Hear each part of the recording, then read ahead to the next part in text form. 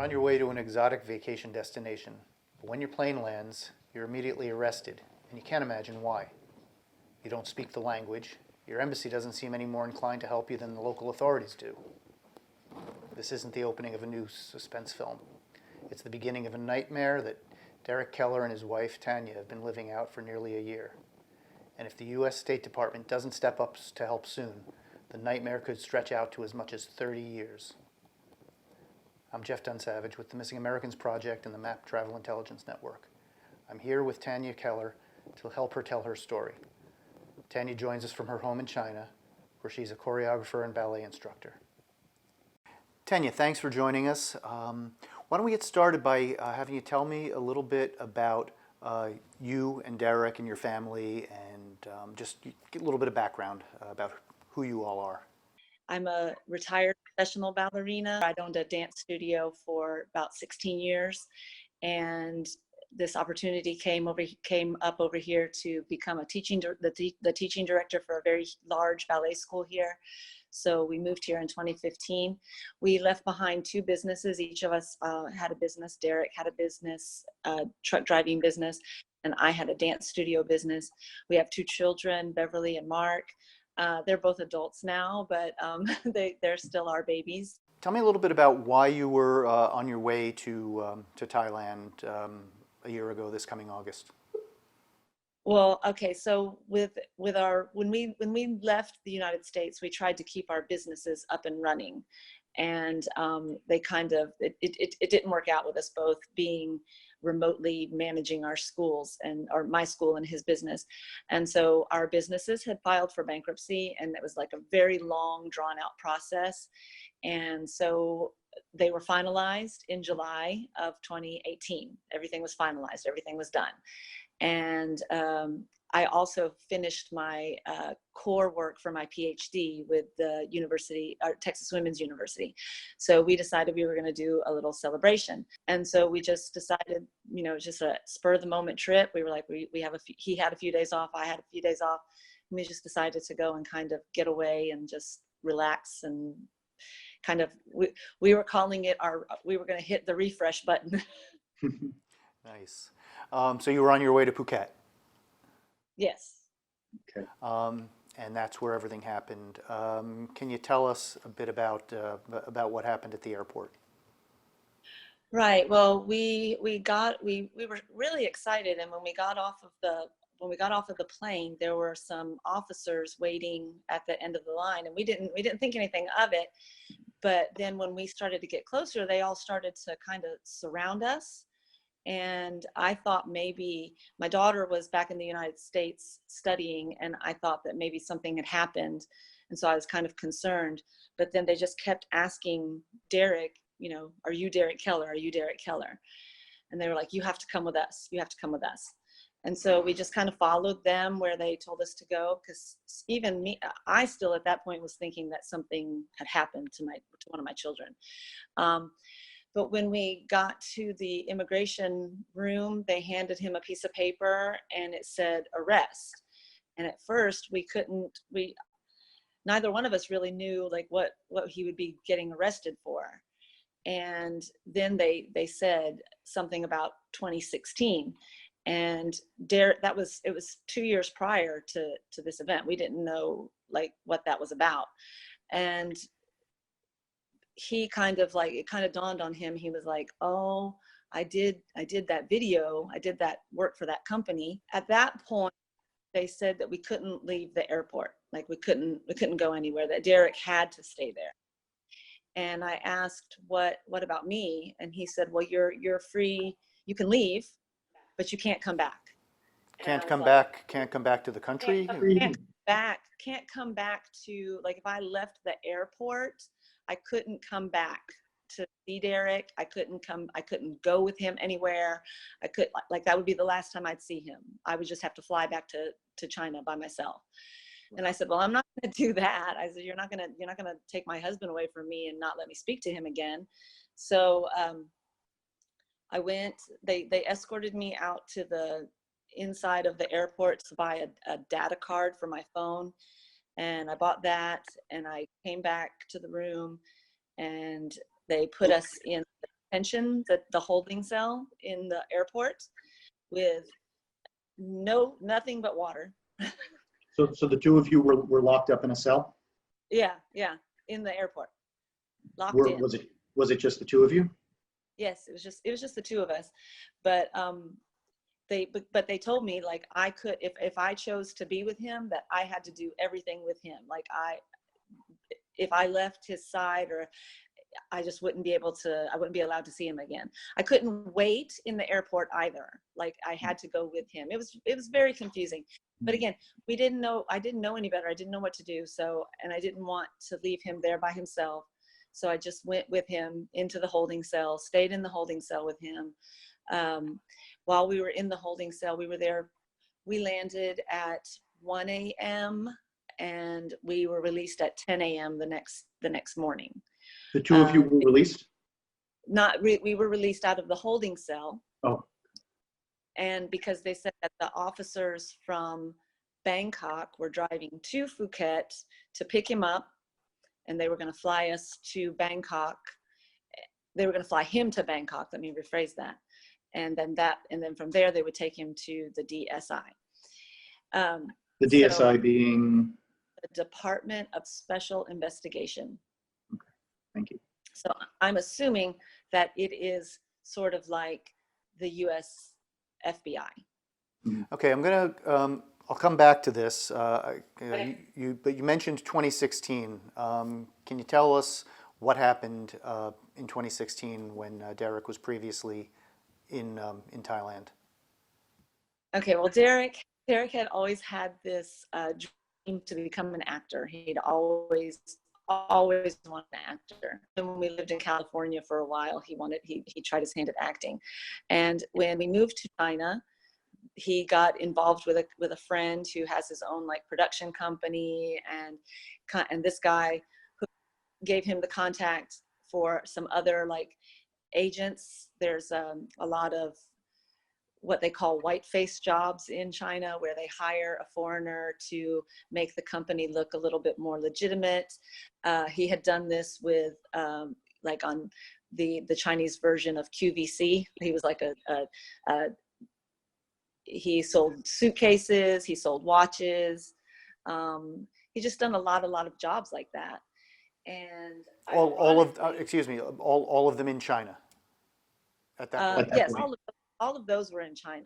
Okay. All of those were in China, and every job he ever took was through a legitimate agency. Like he never just like somebody never just contacted him and he just went and did the work. These were all done through agents, so they were legitimate jobs. So ironically, though, he went back to the U.S. and while he was there, he was contacted by an agent who said that they needed like older gentlemen to portray like, business executives for a training video for a company that was trying to expand its reach in the Asian market. And the name of the company? Eagle Gates Group.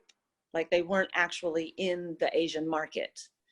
They were trying to introduce themselves to the Asian market, and that's what they were doing that's what he was going to be involved in. Like this was going to be like commercials and promotional videos and pictures of them looking like executives, kind of like you would for like I equate it to when you watch a commercial on American TV and see a commercial for a dentist, that's not the dentist. Now I'm going to take you back to the airport, the holding cell, and then what happened when he was going to be flown to Bangkok and the rest from there. Yeah, so when the officers from Bangkok arrived, they took us into a room, and there were a lot of people there, and the first thing they tried to do was find someone who could translate for us, because it was very limited. And they brought a young woman in there who was also with immigration, and she kind of told us that it was related that his arrest was related to transnational organized crime, making a loan through fraud, and fraud. And we kind of just like we were like, okay, well that can't be serious, because Derek's never done any of those things. So, okay, we'll hear you out. Obviously, we're going to have to go to Bangkok. I had to buy my own ticket to Bangkok. When I got to Bangkok, we had reservations in Phuket. We had a return flight in Phuket. And when I got to Bangkok, I had to buy a ticket to Bangkok and get a room myself there, and just kind of lots of extra money was spent in trying to keep me close to him and able to communicate with him for as long as I could. Now, if I may interrupt, at this point, have you been in touch with the embassy at all? Oh yes, that was what I spent the whole night in the holding cell doing, was contacting the embassy. Embassies they just do regular business hours, even for emergencies. There's no, like, they say they have an emergency number, but it just kind of directs you to a list, like a recorded message telling you where you should look. So of course I called the embassy looking for a lawyer immediately. And it just directed me to the website, gave me a list of lawyers. So then I immediately started calling the lawyers. And of course, it's the middle of the night. None of the lawyers are awake. So it wasn't until about 9 a.m. that I actually got in contact with a lawyer. And then at 10, we went into the other room, around 10, we went into the other room with the DSI and immigration people. So it was all very, very rushed, and you don't have time to make a decision. And they don't provide translators. So the embassy doesn't provide a translator. The only thing that they'll do is give you the name of translators, and you can contact the translators, and then you have to arrange some sort of way to get the translator to you, and how you're going to pay the translator. And there's no support whatsoever. I think that's the most ironic thing that I've learned from this whole experience, is that the idea of what a U.S. embassy is supposed to do for you as a U.S. citizen when in this kind of situation, is that they're going to come to your assistance. They're going to give you information. They're going to help you make a decision. They're going to support you. And there is nothing farther from the truth. You are on your own. You are on your own. Yeah. Okay, let's continue then. So he's in Bangkok. You've flown to Bangkok. You're working with translators that you've hired. And what came next? Well, we went into the DSI room. It was the investigation room.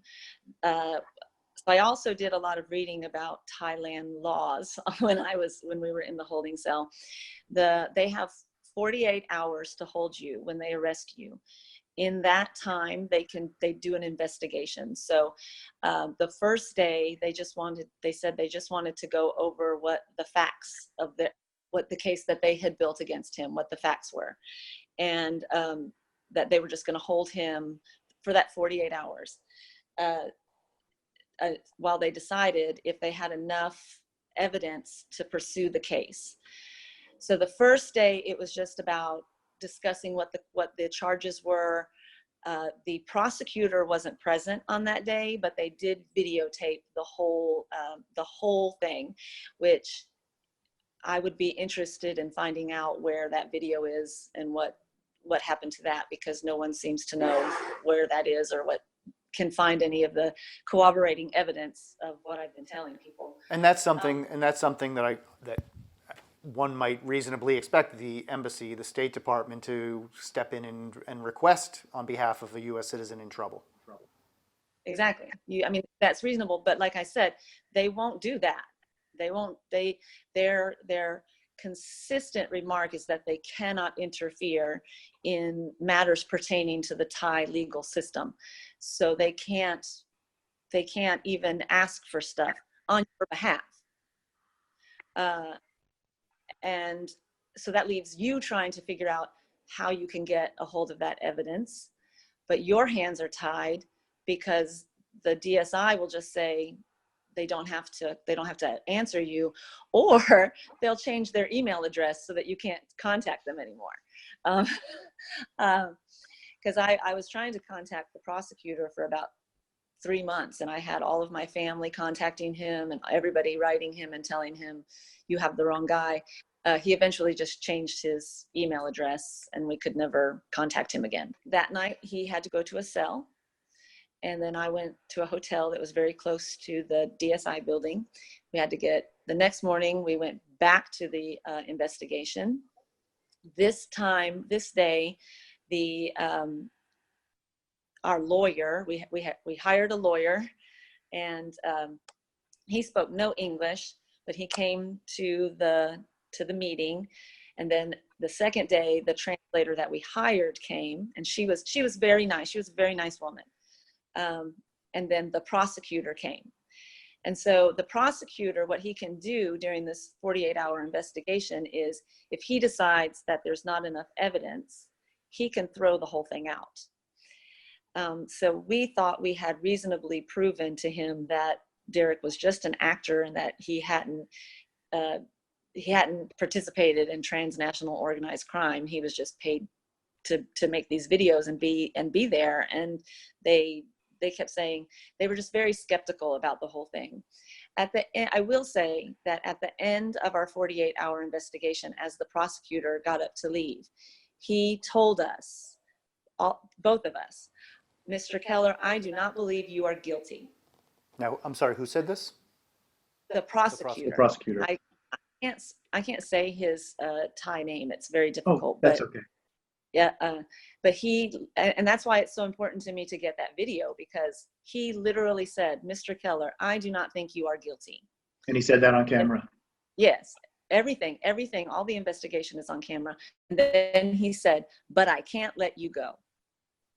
So I was very confused, because I told, and I said in the video, I said, but yes, you can. I've read the Thai legal procedure. If you don't think you have enough evidence to hold against him, then you can make the decision. You can decide not to pursue this. And he said, well, I'm sorry, at this time I can't. I'm going to have to detain Mr. Keller. So then we had to sign a document that was a summary of what had happened in this 48-hour investigation, and which I didn't want to do. But they said that if we didn't sign it, that they were just going to detain him anyway, and that I wouldn't be allowed to come back and be his witness. I wouldn't be allowed back to visit him or to be his witness, or, be involved in this trial if I didn't sign myself as his personal witness, and if he didn't sign those papers. So I know there's a lot of people out there saying, oh, never sign anything. But they don't really give you an option. There's no option. There's no, like, we'll let you go. You can stay, you can go out of DSI and wait for, kind of like on a probation. No, you can't do that. You either have to sign it or they're going to detain you. Right. You mentioned your lawyer. How did you obtain this lawyer? How did you find him? I found him on the U.S. Embassy's website. Mm-hmm. And I had made like a lot of calls to a lot of different lawyers, and he was the first one who was like, okay, I can be there immediately. All the rest of them were like, well, we can be there in a few days. And he was like, I have a representative there. He was from the UK. It was his business, but his lawyers were all Thai. And so he sent the Thai lawyer, and then he's also the one who provided me with the translator, which was really, again, I can't say nice things about her, but the Thai lawyer didn't speak any English. And I don't know, I really, to this day, don't even really understand what they were talking about when they were discussing things. She would tell me, oh, they're talking about the evidence. Oh, they're talking about the case. Oh, they're talking about this. But who knows? Really, who really knows? So how did things, because I know you're not using that lawyer anymore, how did things play out with that lawyer? Well, so I was there for 4 days, 2 days at DSI, and then 2 days processing him into Klong Prem prison.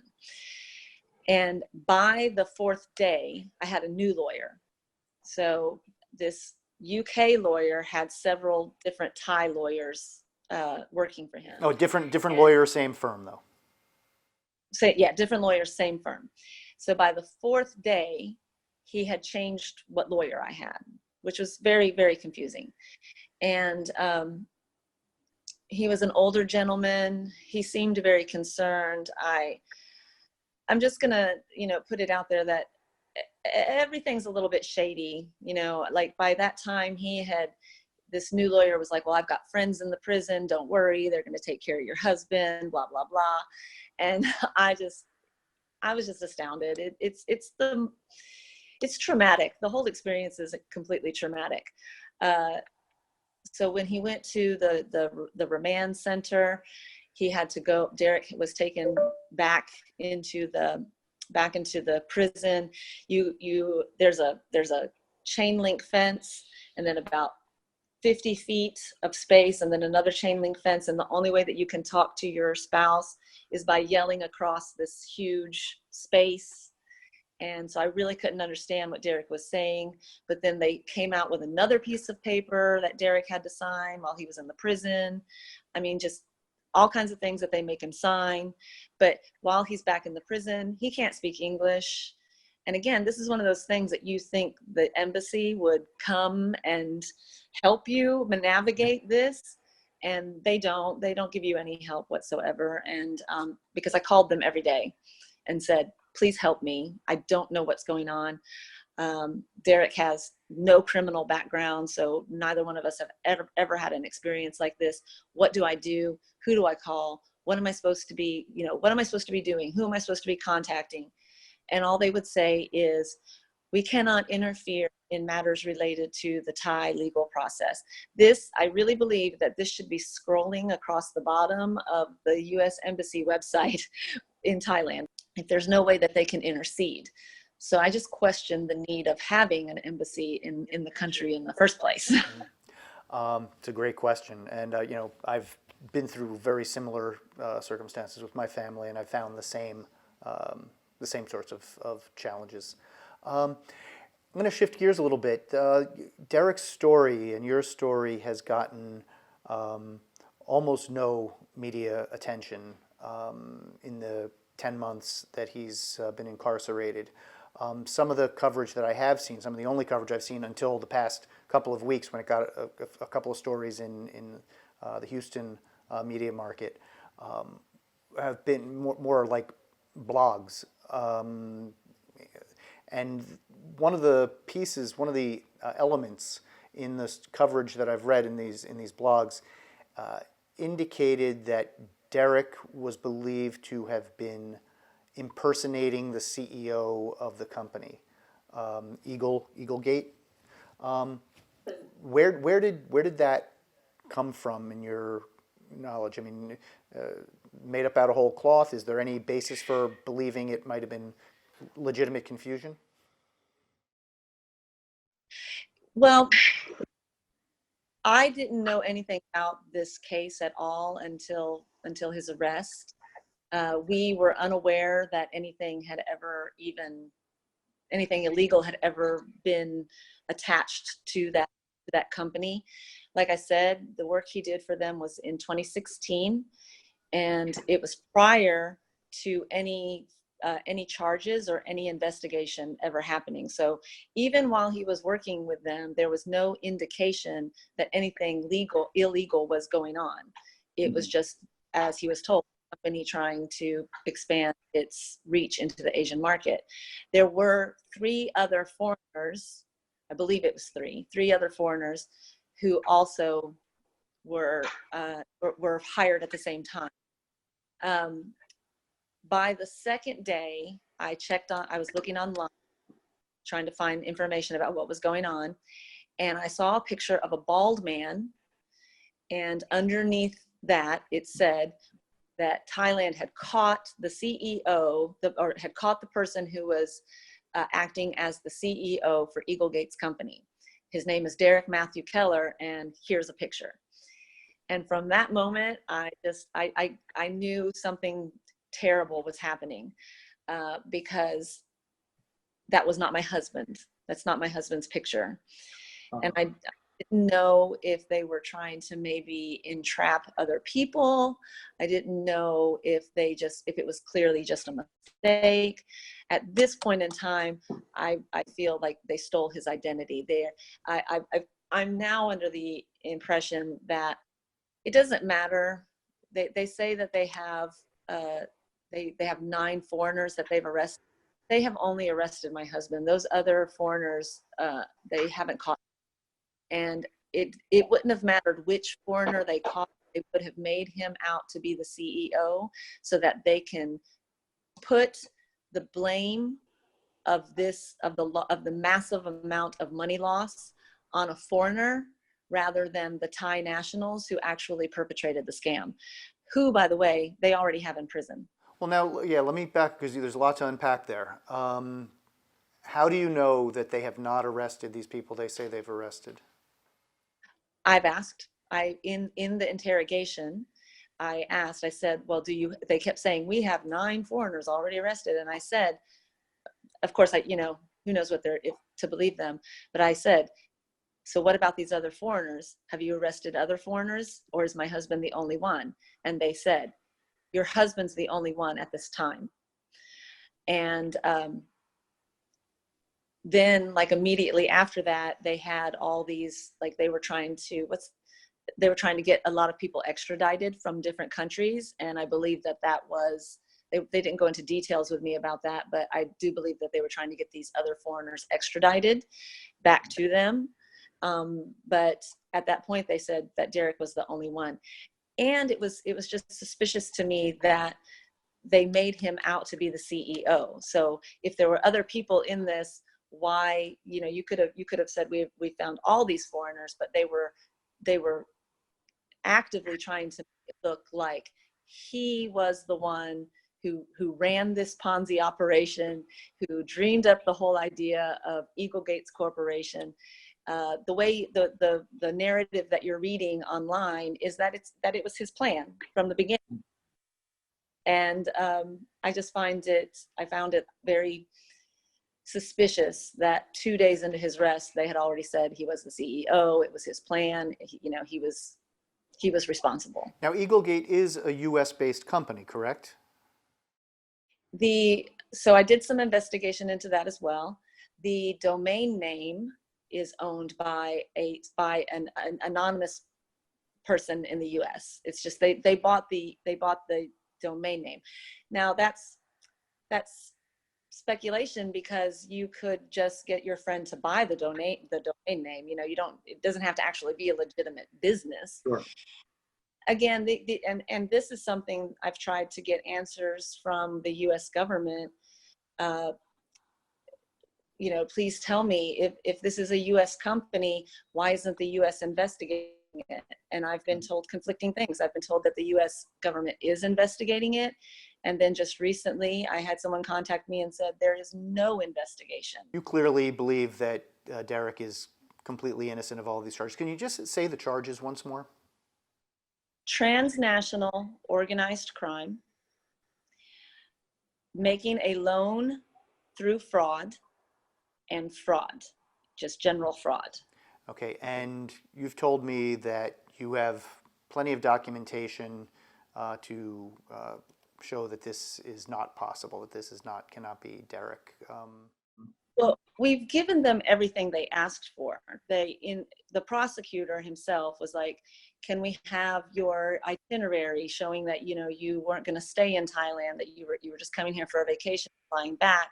Can we have your hotel reservation showing us that you had a destination and you were just here for vacation? Gave him that immediately. Gave him our U.S. taxes. Gave him our Chinese bank accounts. Gave him the acting contract that he had. Gave him a copy of one of the scripts that he had. Gave them everything that they've ever asked for, we have given. And they said, if you give us this information, we're pretty sure we can clear his name. And that's why it took us so long to even mount a social media awareness campaign, because in the beginning, they gave us hope. They kept saying, so after the 48-hour investigation, Thailand has 84 days to decide to build their case. And at the end of the 84 days, they go to court, and the prosecutor presents his evidence and our lawyer presents his evidence. And then they decide if they're going to charge him. So so during that whole 84 days, they kept saying, give us this, give us this, give us this. And we thought, okay, well, this will be cleared up in 84 days. Worst case scenario, 3 months, 4 months in prison, and his name will be cleared and he'll get to come home. At the end of the 84 days, I received an email from the lawyer saying, oh, by the way, he already had court and he's been charged. And I was like, okay, well, you never told me that when the court date was, you never told me anything, like what is going on. And then from that moment on, I didn't hear from that lawyer ever again. So the lawyer, he took your money, but you never heard from him. Took my money and never heard from him. And he was with the same firm as the original lawyer? Yes. Okay. And so the UK lawyer, who was like the head of it, started sending me emails because I still had a balance left on what I owed him. And the lawyer just stopped contacting me. So I was like, I'm not going to pay this. Your lawyer's not contacting me. And he said, well, you have to pay me the money. I didn't, like, the money that you paid to that lawyer was paid to that lawyer, but me as his boss, it's my company, so you owe me the rest of this money. So I didn't want to break any more laws. I didn't want to get arrested for something. So I paid him. So I essentially lost, I think it was almost $7,000 to the Thai lawyer and the UK lawyer together. And I did write my embassy and say, this was a lawyer that was vetted through the embassy, and yet this is what happened. So a law firm vetted by the U.S. Embassy took your money and made off with it and didn't give you adequate representation. Correct. And so at that point, I had to find a new lawyer. So that was the first thing that was happening, was I had to find a new lawyer, and I had to get up to date on, like, what was going on with his case. And initially, our new lawyers were very responsive and said that they were going to help. They were much more responsive than the previous lawyer had been, who had kind of just like left me in the dark, and I was constantly trying to but he only spoke Thai, so it was very difficult to communicate with him anyway. The new lawyers spoke very good English, and it seemed like forgive me for saying this, but this kind of situation is almost an industry in Thailand. The lawyers pick up the foreign cases, so there's a whole genre of lawyers who are English speaking and work and say, we help foreigners, and so that's who I went with this time. And I'm staying with those lawyers just because at this point I feel like if I might miss something again, like I might miss the trial, and then I kind of have to stick with these lawyers the way it is. But as the end of this case has neared, and his trial date has approached, the lawyers have become very dismissive. They don't want to hear any new information. They don't want to answer any of my questions. So I had a lot of questions. And when I sent these questions to the lawyer, they told me that my questions were interfering with their legal representation of Derek and taking up their time that they could use to prepare their case, which kind of was dismissive. They were kind of basically telling me that I shouldn't be asking questions, I guess, and shouldn't be bringing up all this new information that I had. A lot of my questions were about the evidence. I am no legal expert, but in all of the evidence that I have received, there's nothing in there that physically links Derek to this case, to any kind of embezzlement or Ponzi scheme. So none of this evidence that they've given me it's all hearsay. It's all just people saying Eagle Gates took this money from me. None of it, even like his name is only brought up, maybe the only time that they mention his name in the evidence is when they put the pictures of the foreigners into the case and put his name underneath it. I still, to this day, don't know how they are connecting him, authentically and legitimately connecting him through evidential proof to this transnational organized crime, making a loan through fraud and fraud. Like if he made a loan through fraud, wouldn't he have had to sign something? Right. So where's that evidence? And when we think about somebody winding up in a Thai prison, we think, oh, must have been drugs involved, or somebody who got involved in the sex trade, or some other illicit activity. And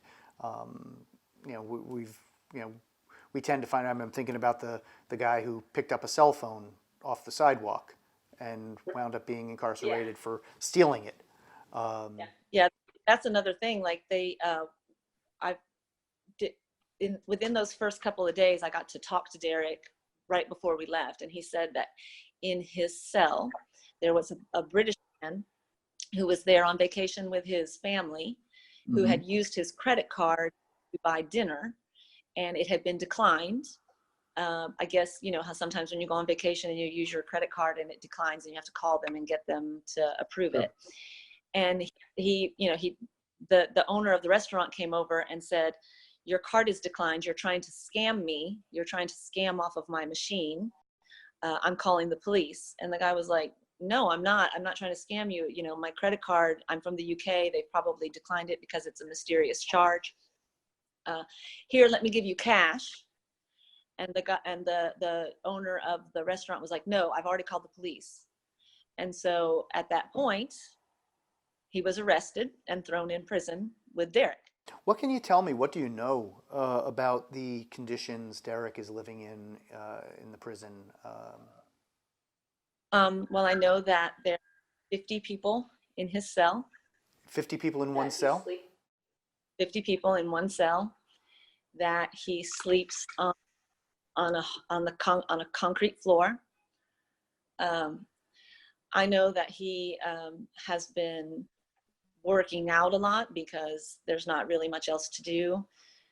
I've been told that there's like television that he can watch, but it's all in Thai.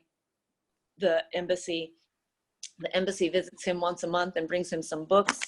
So I assume that he's probably reading a lot of books.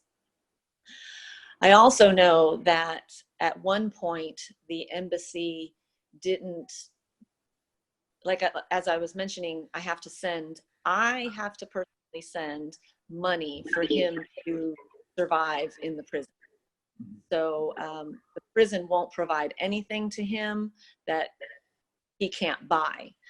So it's very important, like setting up that prison account is very important, and making sure that there's money in that prison account is very important. So you have to set it up through the embassy, and every month they visit him once a month, and when they go visit, the money that you've sent to the Overseas Citizen Services is transferred by the embassy to the prison account.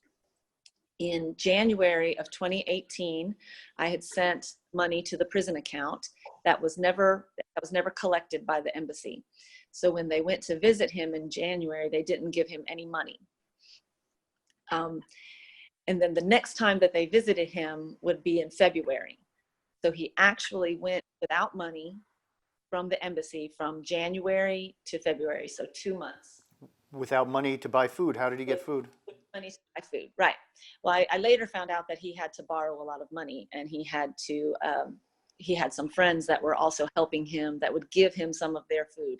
But basically, every time we also have we arranged for some missionaries. My mother arranged for some missionaries to visit him, and one of my brother's friends was also visiting him, and they would put money in his account for him, or they would bring him things that he could trade for food.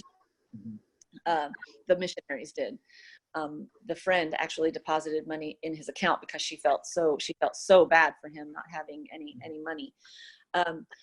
What was interesting about that whole ordeal was that when I called the embassy and asked why my husband had no money, they said, "Well, we didn't receive any money from you." And I said, "Well, something's happening to this money because I send it every month. Can you please investigate what's happening to my husband's money?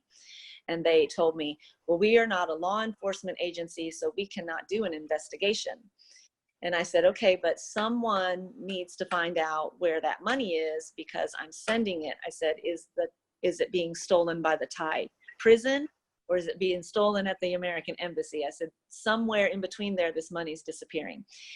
And basically the representative told me that if I wanted to find out the money, or find out where the money was, I would have to do like my own investigation. So I did. And I called, you have to go through Western Union. And I called Western Union and I spoke directly to a woman, and I told her that I wanted to know where the money physically was at this moment. And because I even sent the embassy all the tracking numbers for the deposits that I had made. Mm-hmm. And they basically said, well, thank you for this, but we're not going to look into this any further. So I gave her, she verified for me that the money was physically at the U.S. Embassy in the overseas American services. It had been received, but never collected. Wow. Meaning that someone just didn't go down there and collect the money, right? And when I confronted the embassy with this, they immediately did a 180 and got that money, took it directly to the prison. And now my husband has a massive amount of money, which is also dangerous because right. The top guards will try to steal it. Tanya, if I may ask, and feel free not to answer, how much has this cost you just in dollar terms from the beginning? Well, my husband lost, like the day that he was arrested in prison, he was also working. So he of course, we've lost his income. I've been reduced to a single parent, income. My son's in college, my daughter's in school. I'm trying to keep everything. I'm trying to keep things above board, all on my own. So it cost me $6,000 $6,000 to $7,000 for the first lawyer. The second lawyer cost $10,000. We're talking well into at least $100,000 at this point. And it's difficult because we don't have that kind of money, and that's another point that I've tried to make to them. Like they've also said that he could get out. At first, they were talking about letting him get out on what's that called? Probation. Probation, yeah. They were going to release him on probation, and he would have to stay in Thailand, but he wouldn't have to be in prison. And then even the lawyers were like, well, I said, well, what's he going to do in Thailand on probation if he can't work? And they were like, oh, he could always teach English. And I'm like, but you have to have a visa to do stuff like that. And he's out on probation. He can't work. That's illegal. And they were like, oh yeah, but no, don't worry about that. And I was just like, no, and then when I found out how much they were going to ask for the bail, they wanted $150,000 US in bail. And I that nobody, my family doesn't have that. $150,000. We had just filed bankruptcy. There's no way I could get a loan for $150,000. My family altogether can't get $150,000. And I told them I can't. There's nothing I can do. I can't do that. Tanya, I'm sorry. It's okay. So we're just kind of stuck. There's nothing we can do to help him. You've told me this before, but I'd just like to get you on camera saying it. What's next, and what does, in terms of the process, and what does Derek face in terms of potential time incarcerated? So my last meeting with our lawyers, they said that he would get anywhere between 4 and 29 years, because each crime has its own maximum sentence. And so that will be determined at the time of trial, what they actually decide to charge him with. It's very strange for me, and this is another area that I'm very, like, moving forward, I want to try to advocate for other people who are in this situation. I want to try to advocate to try to find some way to assist people who find themselves in this situation.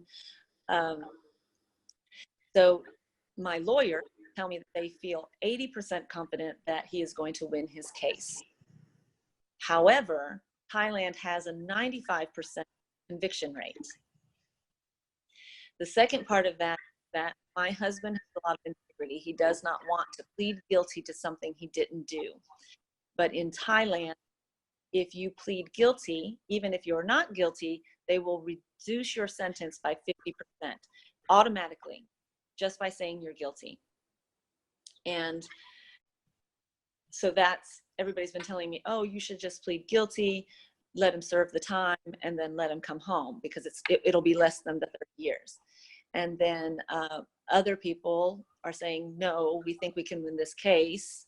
We think that they're going to dismiss it because these lawyers even petitioned the prosecutor to get the case dismissed because they feel that his evidence is pretty weak. And so it's a gamble. I don't have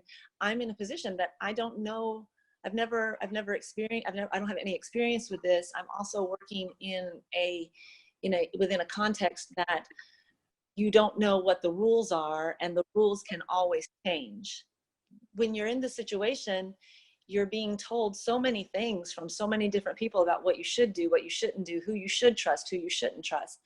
And that's probably the most difficult part of it, because even this morning before this phone call, one of our congressman's representatives like, oh, you shouldn't take this social because Thailand's going to see it and they're going to be upset about it. And then another congressman, or not, a representative, contacts me and says, oh, so this is the only way that you can get your husband out. Thailand will keep him forever unless you get the word out. So even within the people who are offering me advice, I get conflicting information all the time. Right. Now, so the State Department is not helping you. What about your senators and your representatives? One of the initial people that I tried to contact was Senator Ted Cruz. And I contacted him through Jason Fuller in his Houston office. We Skyped many times from China. And all I can say about my contact with him was that at one point he told me that I was giving him warnings and like making threats, to which I was astounded. I was absolutely astounded, just because I am very emotional about this, and I am very passionate about getting my husband out of a Thailand prison. So if I got a little bit heated, or if I got a little bit emphatic about what I was saying, because I'm certain that what I said was that I will do whatever it takes and whatever is necessary to get my husband out of this situation. And for him to turn that around on me and make it seem like I was threatening was so insulting. Oh my gosh. And so not what I expected from someone who works for the US government and deals with this kind of situation. And this was somebody in Ted Cruz's office who in seeing you upset, interpreted that and actually stated to you in your situation that you were threatening. Yes. So, and even to kind of like make sure that he understood that I sent him an email and I apologized. I said, listen, if you think I was being threatening, I'm sorry that I'm passionate about my husband's situation. So, and he kind of stopped. He just kind of said, there's nothing more we can do for you. We're done. So basically, so Senator Ted Cruz's office has basically blown you off. What about your other senator, Senator John Cornyn? Has his office been at all receptive? Yeah, he's never responded. He's never, he sent us the letter that everyone else sends us saying, unfortunately, there's nothing we can do.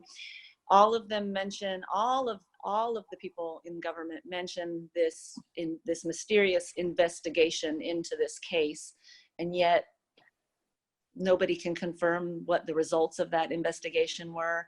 No one can tell me. One of my big questions I have is if there's been some sort of investigation on the US end, and you have evidence that my husband willingly and knowingly participated in this, I don't want to look like a fool. I don't want to look like someone who is trying to advocate for someone who is implicated.